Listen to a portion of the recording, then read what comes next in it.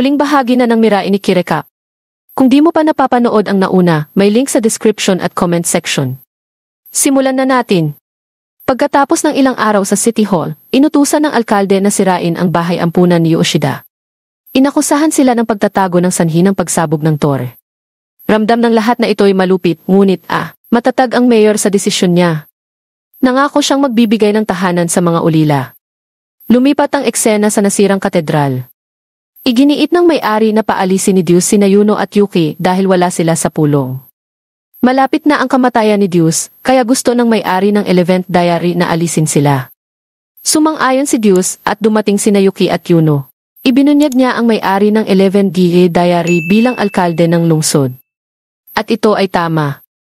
Ipinakita ni Diyos ang pagkakakilanlan ng lahat. Sa 5 araw, si Yuki ay nasa lobby ng City Hall, kumukuha ng balita at datos. Kaya't nang ipinasa ng alkalde ang utos na gibain ang ampunan ni Yoshida, agad niyang nalaman ito. Matapos ibunyag ito, sina Yuno at Yuki ay nagpaplanong makipag-alyansa kay Yoshida laban sa alkalde. Ayon kay Yuno, plano ng alkalde na kunin ang multiplayer diary ni Yoshida para lumakas siya. Natutuwa si Yuki na malapit na siyang maging diyosa. Biglang tumalon si Yuno at niyakap si Yuki. Gusto niyang patayin ang bawat may-ari ng tala-arawan upang siya ay maging Diyos at maibalik ang kanyang mga magulang. Gulat na gulat si Nishijima nang malaman niyang ang may-ari ng 11th Diary ay ang mayor dahil bodyguard na niya ang duty niya. Sinabi ni Nishijima na sina Yujo at Sokagasa ay ang mga magulang ni Yuno mula sa elite banking family. Ngunit ampon si Yuno. Samantala, kinumbinsi ni Yuno at Yuki si Yoshida na makipag-alyansa para salakayin ang alkalde. Ang ilang anak ni Yoshida, tulad ni Taro, ay hindi nagtitiwala kay Yuki. Pero gusto nilang protektahan si Yoshida, kaya handa silang makipagtulungan. Ayon sa plano, gagamit si Yuki ng tear gas at itatarget ang mayor. Gagamitin ni rin ang diary para idirekta ang ibang may-ari. Poprotektahan ni Taro si Yoshida. Babantayan niya si Yuki gamit ang copy diary. Ngayon, lahat ay ayon sa plano ni Yuno. Si Rin, isa pang may-ari, ay nagbibigay ng rice ball kay Yuki. Una niyang nakilala sa insidente sa Omakata at alam niyang hindi masama si Yuki. Sinabi niya na hindi masama ang kanilang ina. Ayaw niyang maging Diyos, pero sila ang humiling na iligtas ang mundo. Pagkatapos kumain ng rice ball, oras na para simulan ang plano. Habang papalapit ang alkalde, pinigilan nila ang kardinal at gumamit ng usok para harangan ang tanawin. Sinimulan ng mga may-ari ng subsidiary ang pag-atake sa mga gwardiya. Sa lalong madaling panahon, may lumabas na device mula sa kotse na sumisiksik sa mga telepono ng subsidiary. Nakakagulat, pinatay ni Yuki ang bawat may-ari ng subsidiary. Samantala, pinaalis ni Yuno sina Rin at Taro. Ayon lahat sa plano ni Yuno. Humingi ng tawad si Yuki at ipinangako niyang ililigtas ang lahat kapag naging Diyos siya. Nakatakas si Yoshida at sumakay sa kotse ng mayor. Sumakay sina Yuno at Yuki at sinundan sila. Dahil dito, plano nilang ibagsak ang 11 at 8. Nabigla si Yuno sa balita. Alam na ni Aki kung sino ang ikatlong katawan. Nag-alala si Yuno at sinira ang ebidensya. Kung totoo, mawawala si Yuki. Pero tiniyak ni Yuki na hindi siya bibitawan. Sinalakay ni Yuno ang gulong, pero sa tulong ng tala-arawan ng alkalde, naiwasan nila ang pag-atake. Walang ibang pagpipilian, itinulak ni Yuki ang sasakyan sa highway. Tinutukan siya ni Yuno ng baril, ngunit hindi nagulat ang alkalde. Dumating si Aki na may manya at ibinigay ang isang kahon kay Yuki. Sinabing buksan ito at binuksan ni Yuki. Isa itong umbilical cord ni Yuno na tagpuan sa bahay ampunan. Ikinumpara ang FFH ng ikatlong katawan at perpektong tugma. Ibig sabihin patay na ang totoong Yuno at ang isang ito ay peke. Hindi makapaniwala si Yuki. Nagpanik si Yuno. Sabi niya lahat nagsisinungaling at siya ang totoo. Niyakap ni Yuki si Yuno at nangakong hindi magdududa. Pagkatapos makatakas, lumipat sila sa gabi. May pulong para dagdagan ang proteksyon ng alkalde. Pagkalipas ng 30 minuto, dumating si Maniai sa mayor. Si Leon na may pinakamalakas na supercomputer sa Japan. Gusto ng alkalde ang diary ni Yoshida. Nais niyang magkaroon ng diary ang bawat residente ng lungsod. Sa ganitong paraan, magkakaroon ng kaharian kung saan kayang hulaan ng mga tao ang hinaharap. Sawa na si Maniai sa kabaliwan. Naghagis siya ng granada sa mayor pero nasalo ito at ibinalik. Nakita ni Mishijima ang pagsabog at ipinaalam sa iba. Sa kabutihang palad, ligtas nakatakas si Maniai. Ngunit agad siyang hinanap ng mga pulis.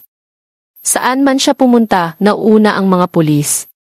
Naisip ni Maniay kung may talaarawan din ang alkalde na tulad ng kay Tsubaki. Na alam nito ang kinabukasan ng mga tauhan niya. Bago niya malaman, iniligtas siya ni Nishijima at nagbigay ng maling ulat. Tanong ni Maniay, ano ang intensyon niya? Alam ni Nishijima ang plano ng alkalde. Kaya sumali siya sa kanya. Inilabas niya ang singsing at nag-propose. Hindi alam ni Maniay ang tungkol sa kasal, kaya nag-isip siya. Nang maunawaan niya, binawi ang kamay. Inakusahan siya ng pagnanasa at gustong gumawa ng mga sanggol. Tahasang sumagot ng si Nishijima. Namula si Maniay, hindi na siya makatiis at umalis. Gusto niyang sirain ang computer bago lumala. Pinigilan siya ni Nishijima at nangakong pasasayahin siya. Nagsawa na si Maniay at nagsabing gagawin ito kung sisirain niya ang computer. Pumayag si Nishijima. Sa loob ng gusali, ipinakita ni Yoshida ang kanyang multiplayer diary. Ginamit ito ng alkalde at ikinonekta sa supercomputer. Gumamit si Maniay ng flashbang para makalusot. Pero laking gulat niya, handa na ang security dahil sa diary ng alkalde. Di nagtagal, kumpleto na ang koneksyon. Tumakbo si Nishijima at inihagis ang granada sa silid. Pagkatapos, nakatakas sila. Pero nagdududa pa rin ang tao kung matagumpay sila. Kung ang alkalde ay may diary tulad kay Tsubaki, tiyak na hinulaan niya ang aksyon ni Nishijima. Iniisip niya kung may iba pa ito. Matapos matupad ang pangako, niyakap ni Nishijima si Maniay, sinasabing pagmamay-ari na niya ito. Sinusubukan niyang halikan si Maniay. Sumuko na rin si Maniay sa paglaban. Dumating ang mensahe sa radyo tungkol sa mga krimen sa lungsod. Ang nasirang computer ay bahagi ng supercomputer. Bilang resulta, lahat sa lungsod ay may talaarawan sa hinaharap. Alam na ng mga tao ang paggalaw ng stock, kung kailan sila mamamatay at iba pa. Sa katedral, pagod na si Diyos at nagpa siyang magpahinga. Alam niyang may plano si Murmur. Bago siya mawalan ng kapangyarihan, may gagawin siya sa gusali. Sina Hinata at iba pa ay sumama kina Maniay at Nishijima matapos sabihin ni Aki. Ngayon lahat sila ay may future diary. Sa talaarawan ni Kao, binanggit na ang dalawang supercomputer na Holon ay nasa tuktok ng Quad Tower, at dapat silang sabay na sirain. Kailangan nilang magtulungan. Ayaw tumulong ni Kao dahil sa ginawa ni Maniay sa paaralan. Ngunit kung ang pagliligtas sa lungsod ay pagtulong sa kriminal, handa siyang umalis. Kinabukasan dumating sila sa Quad Tower at nahati sa dalawang grupo. Naghanda ang alkalde at inutusan ang mga gwardiya na tapusin sila. Pero nagulat siya, mali ang hula ng diary. Nalaman ng baliw na ang mayor na talaarawan ay nakikita ang mga diary ng iba. Kaya aware siya sa kanya. Ngunit nang kumilos si Nishijima, hindi niya ito napigilan. Para lokohin siya, pinakain siya ni Maniay ng kasinungalingan sa maling entry. Kasama nito, madaling nakapasok si Maniay at iba pa. Ngunit may alas ang alkalde. Habang papunta sina Maniay at Nishijima, sumabog ang bomba at binaril si Nishijima. Hinarangan ni Nishijima ang mga bala para iligtas ang manya. Dumating si Yuki at pinaalis ang mga gwardiya, humihingi ng paumanhin sa paggamit kay Nishijima bilang pain. Samantala, nililinis ni Yuno ang sahig gamit ang baril at katana. Pagkatapos, pumunta si Yuno upang palayain si Kao, at iba pa habang si Yuki ay pumunta upang paalisin ang alkalde. Habang nasa daan, tinutukan ni Maniay ng baril si Yuki, nagbabantang papatayin siya kung di niya tanggalin ang alkalde. Ginamit si Nishijima bilang pain, pumunta si Yuki sa mayor. Nahanap niya ito, pero nasa vault ng bangko na dati pag-aari ng mga magulang ni Yunus. Binantaan ni Maniay ang assistant ng mayor at binuksan niya ang pinto. Pero may isa pa. Hindi ito mabubuksan gamit ang passcode o keycard. Walang paraan, itinutok ni Maniay ang baril kay Yuki Nishijima na nagpapasaya sa kanya. Tinamaan si Yuki at ipinaghiganti ang kamatayan niya. Umiiwas si Yuki at nakatakas. Nakakalungkot na ang tanging motibasyon ni Yuki maging Diyos ay ang pagbabalik sa kanyang mga magulang. Binigyang diin niya na kalahati ng populasyon ay nawalan ng mahal sa buhay. Di tulad niya, nagpapasalamat siya sa alaala. Nawalan siya ng magulang bago makapagsalita. Sa gumuhong gusali, nagnanakaw siya para mabuhay. Habang nagsasalita si Maniay, nasa panganib si Yuki. Alam niyang tiyak ang kamatayan. Kahit gumawa siya ng isang bagay upang baguhin ang hinaharap, ang ingay ay magbibigay sa kanyang posisyon. Samantala, nag-enjoy ang mayor sa palabas. Hindi siya natatakot dahil ang pangalawang pinto ay nabubuksan lang sa retina scan. Ang tanging nakarehistrong mata ay kanya, ni Yuno at ng kanyang mga magulang. Patay na ang mga magulang ni Yuno at siya ay peke, kaya walang makakapagbukas ng pinto. Pagkatapos palayain si Ko, nahanap ni Yuno si Yoshida at sinubukan siyang atakihin. Lumitaw si Aki at hinarangan ang atake. Nakatanggap si Yuno ng bagong entry tungkol kay Yuki. Sinulat niya na gusto niyang buhayin ni Yuno ang kanyang mga magulang. Nang naging Diyos siya, narinig ni Maniae ang static na ingay. Pero cellphone lang pala ito. Pinaputok ni Yuki ang baril pero hindi niya pinatay si Maniae dahil ayaw niyang pumatay. Kinuha ni Maniae ang baril at nang babarilin na niya si Yuki, nakita niya ang sarili niyang imahe. Napagtanto ni Maniae na si Yuki ay katulad niya. Nawalan ako ng magulang na humingi ng tulong pero walang tumulong. Ibinaba siya habang hinihila ni Yuki ang gatilyo. Pagkatapos, pumunta siya sa vault. Ibinahagi ng alkalde kung gaano kabagot ang pagkamatay ni Maniae. Umaasa siya ng higit pa. Sa kanyang pagtataka, buhay pa si Maniae. May bomba siyang sasabog kapag tumigil ang tibok ng puso niya. Kahit ang vault ay wala sa harap nito. Kinulong niya ang sarili sa pagitan ng mga pinto at sinabihan si Yuki na ayusin ang lahat. Bago siya mamatay, nakita ni Maniae ang kanyang mga magulang at batang sarili.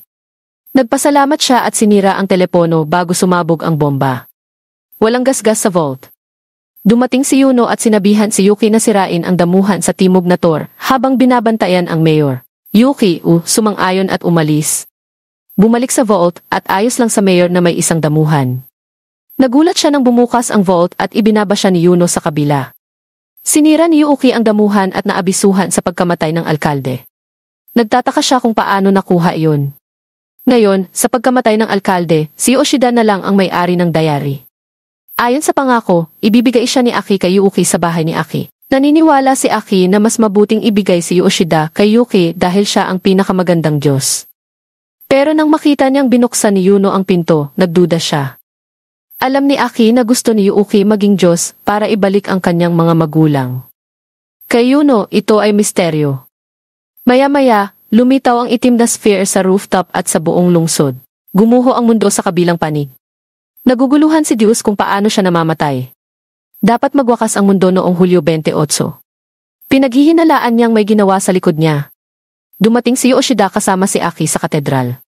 Galit si Murmur nang makita ang hindi may-ari ng talaarawan at sinubukang alisin ito, ngunit pinigilan siya ni Diyos. Tinanong ni Aki kung ang pagiging Diyos ay magbibigay ng kapangyarihang i-reset ang lahat. Sinabi ni Diyos na kung ang ibig sabihin niya ay patay na muling mabuhay, hindi ito posible. Alam ni Aki na tama siya. Bumalik siya agad sa mundo ng mga tao para sabihin kay Yuki. Gumawa si Yoshida ng diary para kay Aki. Papunta na sina Yuki at Yuno para kunin si Yoshida.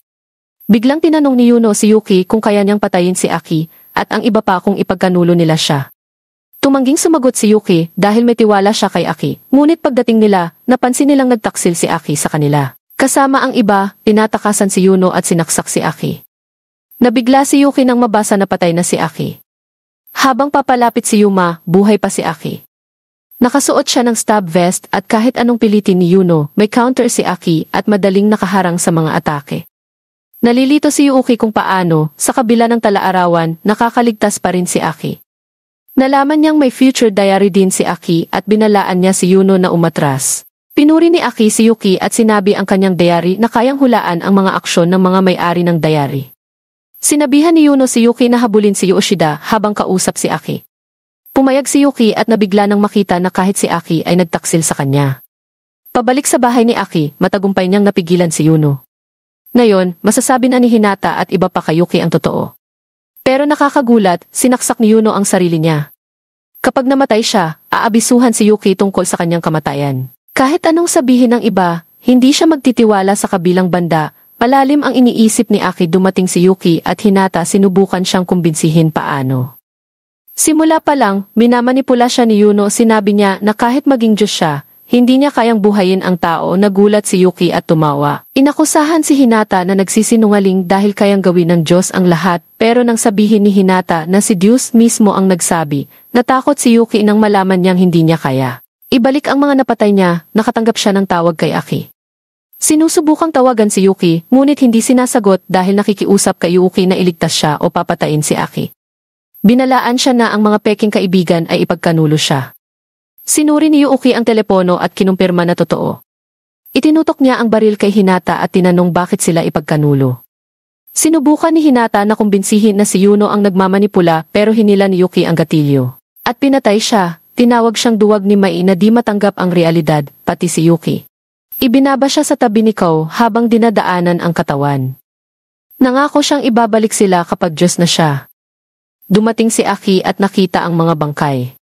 Nanghihinayang siya sa paggagamot kay Yuno na nagawa niyang iligaw si Yuki at namatay ang lahat. Sinabi niya kay Yuki na si Yuno ay nagpanggap na kakampi para patayin siya at maging Diyos. Dumating si Yuno maya-maya. Biglang hinalikan ni Aki si Yuki habang sinisira ang diary.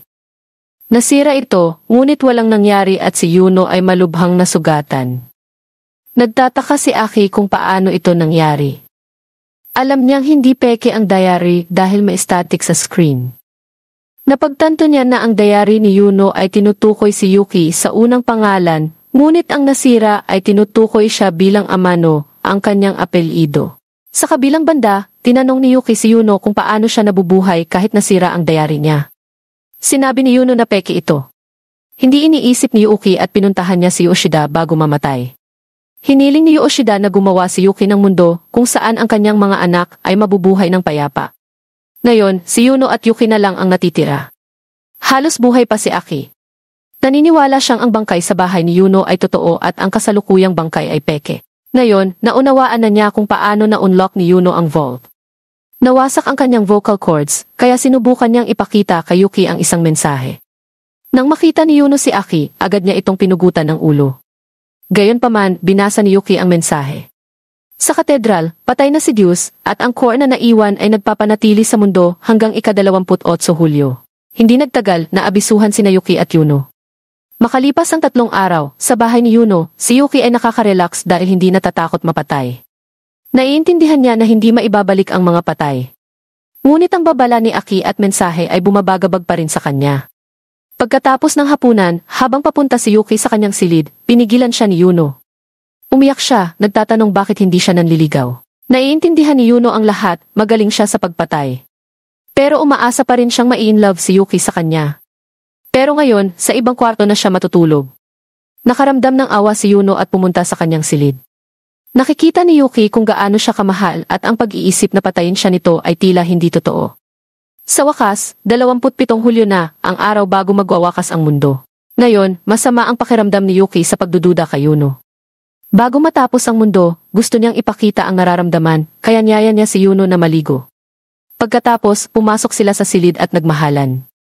Ngayon, naging isa na sila. Tinanong ni Yuki si Yuno kung bakit siya nagsinungaling tungkol sa lahat ng babalik sa buhay kung siya ay magiging Diyos. Biglang kinuha ni Yuno ang kanyang palakol. Humingi siya ng paumanhin sa pagsisinungaling, ngunit ginawa niya ito upang simulan ang paghahanap ni Yuki na maging Diyos. Gusto niyang patayin siya nito, ngunit tumanggi si Yuki. Kung ang pagiging Diyos ay pagkawala ng mahal niya, ayaw niya. Natutuwa si Yuki na mamamatay silang dalawa ng matiwasay, ngunit nagtataka siya kung bakit ipinakita ni Aki ang mensaheng iyon. Bumangon si Yuno at nagtanong. Ibinahagi ni Yuki na naniniwala si Aki na si Yuno ay mula sa hinaharap at naging Diyos. Bumalik siya sa nakaraan at pinalitan ang Yuno dito sa pamamagitan ng pagpatay sa kanya. Biglang kinuha ni Yuno ang palakol at umatake. Gusto lang niya ng masayang araw pero ngayon hindi niya iyon makukuha. Umatake si Yuno. Umiwas si Yuki at napunta sa harap ng butas. Sa sandaling iyon, lumitaw ang murmur at itinulak siya. Nakita ni Yuki ang nakaraan nila niyo. Sinabi ni Murmur na nakaganti na si Yuno. Pagkatapos niyang ikulong sila at mamatay sa gutom, nawala ng pag-asa si Yuno hanggang makilala niya si Yuki. Ipinakita ng Murmur kung paano nagwakas ang unang mundo. Pangarap ni Yuno na maging asawa ni Yuki, pero nagsimula na ang laro ng kaligtasan. Maaaring nakaligtas. Matapos patayin ang bawat may-ari ng talaarawan, pinili ni Yuno at Yuki na magpakamatay sa pamamagitan ng lason. Nagkunwari lang si Yuno. Inisip niyang maibabalik niya si Yuki, ngunit napagtanto niyang hindi ito posible. Matapos mabigla na hindi makita si Yuki, ginamit niya ang kapangyarihan upang bumalik sa ikalawang mundo. Buhay pa si Yuki. Walang pag-aalinlangan, inalis niya si Yuno dahil ayaw niyang ibahagi ang pagmamahal. Naging emosyonal si Yuki nang mapagtanto na wala na ang babaeng nangakong magiging nobya niya. Sinubukan niyang tulungan siya, ngunit sinabi ng Murmur na ito ay mga pangitain lamang. Sa bingit ng kamatayan, narinig ni Yuno ang boses ni Yuki at humiling na tulungan siya. Hindi makapaniwala si Murmur, kinansela niya ang ilusyon at bumalik sila sa kasalukuyan. Ang hindi sinabi ni Murmur kay Yuki ay siya rin ay nagmula sa unang mundo at lingkod ni Yuno. Nang dumating si Yuno dito at pinatay ang pangalawang mundo, binura ni Murmur ang bahagi ng alaala ni Yuno. Hindi nangyari ang katulad sa unang mundo dahil sa pagbukas ni Yuki ng pinto sa bahay ni Yuno. Dahil dito, muling bumalik ang mga alaala ni Yuno. Nagsimula ng maliliit na pagbabago na nagbago sa buong timeline. Hinarap ni Yuki si Yuno at tinanong bakit siya sinusubukang patayin. Gusto ni Yuno na mamatay sa kamay ni Yuki at tulungan itong maging Diyos. Ngunit nang tumanggi si Yuki at sinabing gusto niyang mamatay ng magkasama, hindi ito matanggap ni Yuno. Kung si Yuki ay hindi naging Diyos, mawawasak ang universo. Para maiwasan ang pagkawasak, hindi na magsisimula ng laro ng kaligtasan ang Diyos. Pumili siya ng ibang paraan para piliin ang susunod na Diyos. Dahil dito, hindi magiging malapit sina Yuno at Yuki at mananatili siyang stalker. Kung hindi siya papatayin ni Yuki, siya ang papatay at magiging Diyos. Sa ganitong paraan, mapipigilan niya ang pagwawakas ng mundo at babalik sa nakaraan para makasama si Yuki. Walang katapusang gagawin niya ito. Nang marinig ito, natakot si Yuki. Ginamit ni Yuno ang kapangyarihan niya at nahulog si Yuki. Napagtanto ni Yuki ang malaking pagkakamali niya. Nang bumagsak si Yuki, malapit nang ideklara ni Murmur na panalo si Yuno, pero isang static na ingay ang nagpakita na buhay pa si Yuki. Dumating si Manyay upang iligtas si Yuki. Nagulat si Murmur pero napagtanto niyang si Diyos ang may gawa nito. Bulong-bulungan kay Yuno, gumamit ng time leap at pumunta sa ikatlong mundo. Sumunod sina Manyay at Yuki. Dumating sila at bumagsak sa gusali. Ang dahilan kung bakit buhay pa si Manya ay iniligtas siya ni Diyos at dinala sa lugar na hindi maabot ni Murmur. Napagtanto ni Diyos na hindi niya alipin si Murmur, kaya inilipat niya ang kapangyarihan at kaalaman kay Manyay. Bilang nagdusa, siya ang dapat magbago ng mundo para sa ikabubuti. Sa ikatlong mundo at 2 taon na ang nakalipas, may 1 taon pa ang laro ng kaligtasan. Noon, natanggap ni Yuki ang entry ni Yuno na pumunta para patayin ang Yuno ng mundo. May 2 oras pa, kaya gustong iligtas ni Yuki ang Yuno ng mundo. Sa mundong ito, inaabuso si Yuno ng ina niya. Umalis na ang mga magulang ni Tsubaki sakay ng kotse, at ipinakita ng alkalde kay Diyos ang ideya ng tala-arawan sa hinaharap. Ngunit naabisuhan si Diyos tungkol sa anomalya. Dumating sina Yuki at Manyay sa bahay ni Yuno. Nasa labas si Saika, kaya si Yuno lang ang nandoon. Binuksan ni Yuki ang pinto at nakita si Yuno. Gutom na gutom siya kaya kinakain niya ang kahoy mula sa banig ni Tatama. Agad dumawag ng ambulansya si Yuki at nabago ang hinaharap. Galit si Manyay. Narito sila para pigilan sina Yuno at Murmur, pero kung kikilos sila, magbabago ang kinabukasan. Alam ito ni Yuki, pero di niya kayang iwan si Yuno. Dumating sina Yuno at Murmur. May dala si Yuno na sphere na kinulong ang mga magulang ni Yuki. Agad lumipad si Manyay papunta sa kanila. Nakita ni Yuki ang mga magulang niya at gustong iligtas sila, pero nagalit ang lalaki at sinabing patay na sila. Binago na nila ang kinabukasan sa pagpapalaya kay Yuno. Di nila maibabalik ang sinuman, kaya kailangang iligtas ang mundo sa pag-aalis kay Yuno. Bumalik sa bahay ni Yuno, dumating ang ambulansya, pero kasama rin si Ujo. Nakatanggap siya ng tawag mula sa ospital, kaya pumunta siya rito sa pag-aakalang may ginawa ang asawa niya kay Yuno. Nakita ni Yuno ang isang sulyap sa nakaraan at galit na sinaksak ito, pilit inaalis ang iba. Pinigilan siya ni Murmur. May trabaho si Manyay, kaya ibinaba niya si Yuki sa paaralan at umalis. Si Yuki, habang karga si Yuno, papunta sa klase kung saan nagsimula ang lahat. Matapos siyang mailigtas, lumitaw si Yuno at agad umatake. Sinisikap ni Yuki maiwasan ang mga pag-atake at pumunta pa. Hindi nahuli si Yuno sa laban. Ginamit ni Murmur ang kapangyarihan niya para palibutan si Yuki ng mga sphere at pasabugin. Halos hindi makaiwas si Yuki. Binasa ni Yuno ang diary niya, pero nalilito siya. Tinawagan ni Manyay si Kay at sinabing gamutin ang anak bago lumala. Sinira ni Manyay ang panuntunan niya para hindi mabago ang kinabukasan ng mundo. Gusto niyang tuparin ang pangako kay Kay. Bumalik sa paaralan, muntik nang mamatay si Yuki, pero matatag niyang kinumbinsi si Yuno na bumalik sa ikalawang mundo. Tinanong ni Yuno bakit siya humaharang. Sagot ni Yuki dahil mahal niya ito. Nataranta si Yuno at namimiss niyang tamaan si Yuki. Habang sinusubukang umatake ni Murmur, dumating si Manya at nilabanan siya. Sa kabutihang palad, napalapit si Yuki kay Yuno. Sinusubukan niyang kumbinsihin siyang umalis, kapalit ng kanyang kamatayan. Tumatawa si Yuno, sinasabing mahal niya siya, kaya hindi siya aalis. Gumamit siya ng sphere at ibinaba si Yuki. Nakulong niya si Yuki sa loob ng globo, kung saan natagpuan ni Yuki ang lahat ng gusto niya.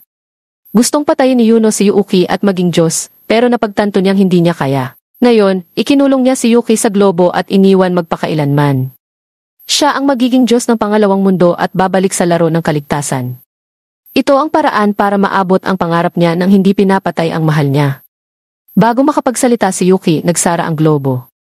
Sa pulisya, dumating si Saika upang iulat na nawawala ang anak niya. Ngunit sa sandaling iyon, nalaman ni Kay ang pagsabog sa paaralan at buong lungsod. Habang lumalakas ang pagsabog, nakuha nito ang atensyon ng lahat, pati na ang mga may-ari ng diary. Sa paaralan, dinala ni Maniay ang binugbog na si Murmur at handa ng labanan si Yuno. Gayunpaman, inilabas ni Yuno ang limitasyon ni Murmur na ngayon ay napakalakas. Binugbog ni Murmur si Maniay na nagdulot ng malaking pinsala sa kanyang braso at sa wakas ay pinabagsak siya. Habang nangyayari ito, nakalimutan ni Yuki ang lahat at namuhay ayon sa gusto niya. Pagkatapos mag-almusal, lumabas ang pamilya upang manood ng mga bituin sa bundok. Pero parang may nakalimutan siyang mahalagang tao. Habang inaalagaan sina Yuki at Maniay, pinagaling ni Murmur si Osho. Nang papatayin ni Yuno ang Yuno sa mundo, napansin niyang nagbubulungan siya tungkol sa pagtulong sa mga magulang. Nakakaawa si Yuno makita kung gaano siya kainosente. Ibinahagi ni Yuno ang kanyang kinabukasan. Lala ang kalagayan ng ina dahil bihira bumisita ang ama. Lalo siyang aabuso at mawawala ang pag-asa sa masayang pamilya. Isang araw, magkakaroon siya ng pagkakataon na painumin sila ng pampatulog at ikukulong sa hawla. Pagkatapos ng isang buwan ng gutom, mamamatay sila at magiging malungkot siya. Pero iba ang pakiramdam ni Yuno. Mahal niya ang kanyang mga magulang at alam niyang maiintindihan siya. Naisip ni Yuno na ganoon din siya dati, pero nagtataka kung saan siya nagkamali. Dumating ang mga pulis at si Saika. Nang makita niya ang asawa, nagmadali siya sa bubong. Natatakot si Murmur sa pagbabago. Nakilala ni Nishijima si Maniwi ng mas maaga. Kailangang umalis ngayong gabi ang mga magulang ni Tsunaki, ngunit dahil sa mga pagsabog, hindi sila nakaalis. Natagpuan ang bomba sa kanilang sasakyan, itinanim ni Funatsu. Ngayon, ang masamang kulto ng Omakata ay tumutulong sa mahihina. Ang mga magulang ni Hojo, na sasama sana sa Omakata, ay nanatili kay Hojo. Nahuli ni Hirosaka ang serial killer sa bahay ni Hinata sa Eskinita. Narealize ni Sakishima ang halaga ng anak niya sa mga aso at nais matutong sanain ang mga ito. Sa ampunan, si Yoshida ay nakatanggap ng tawag mula sa alkalde tungkol sa pondo. Ang talaarawan ng alkalde ay nagpakita ng kanyang pagkamatay at kung paano ang nanalo, sa halip na iligtas ang mundo, ay babalik sa nakaraan. Kaya, nagpasya si Diyos na baguhin ang pagpili ng susunod na Diyosa. Ngayon, nababaliw si Murmur sa bilis na ito, baka di na mangyari ang laro ng kaligtasan. Sa paaralan, umatake si Yuno. Pumagit na si Yujo at tinamaan. Dumating si Saika at natutuwa makita ang anak. Di makapaniwala si Yuno na nag-aalala ang magulang. Dumating si Kay at tinutok ang baril kay Yuno. Sa globo, naalala ni Yuki si Yuno. Malungkot siyang iwan ang magulang pero pinili niya si Yuno kaysa sa pangarap. Sa labas, nakita ni Yuno ang sarili bilang kontrabida. Natutuwa siya rito. Pero mahal niya si Yuki at kailangan patayin ang mundong ito. Sumugod siya. Hinila ni Kay ang gatilyo ng pangalawang mundo Murmur na nagpahinto sa bala at nakalaya si Yuki. Emosyonal si Yuno na pinili siya ni Yuki kaysa sa pangarap. Sinabi ni Yuki kay Yuno na hindi siya bagay dito. Hiniling niya na patayin siya para maging Diyos ng ikalawang mundo. Itinaas ni Yuno ang kutsilyo at sinaksak ang sarili. Sa huli, hindi niya kayang patayin ang mahal niya. Naghalikan sila sa huling pagkakataon at namatay si Yuno. Murmur declares Yuki ang nanalo. Tumungo sila sa pangalawang mundo. Agad na ibalik ang balanse. Pagkalipas ng 2 taon, ang ikatlong mundo. Buhay pa si Diyos dahil di niya sinimulan ang survival game na sana inaubos ang kapangyarihan niya. Ngayon, may oras siyang mag-isip paano pipiliin ang susunod na Diyos. Matapos pahintulutan ni Diyos, nanirahan si Maniay dito. Siya at si Nishijima ay kasal at may 2 anak.